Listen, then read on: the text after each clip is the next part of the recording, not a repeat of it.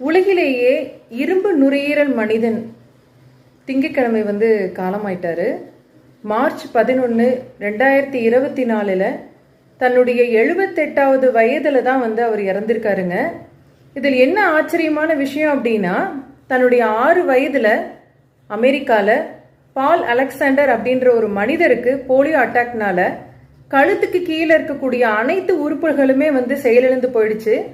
அவருடைய நுரையீரலை இயக்குவதற்காக ஆர்டிஃபிஷியலா ஒரு சிலிண்டரை ரெடி பண்றாங்க. அதுல அவரை கழுத்துக்கு கீழே அதுல படுக்க வச்சு ஒரு நெகட்டிவ் ப்ரெஷர் மூலமா, ஒரு பேட்டரி மூலமா அந்த நுரையீரலை அவங்க இயக்கிட்டு இருக்காங்க. ஒரு நாள் 2 நாள் இல்லைங்க, 70 வருஷமா அந்த மனிதர் அதுக்குள்ள இருக்கிறாரு. அவருடைய சாதனை என்னன்னு பாத்தீங்கன்னா, கை கால்கள் நல்லா இருக்கிற நாமளே ரொம்ப மனசோர்வடைஞ்சு ரொம்ப துவண்டு போற இந்த நேரத்துல அவர் அந்த இரும்பு அந்த சிலிண்டர்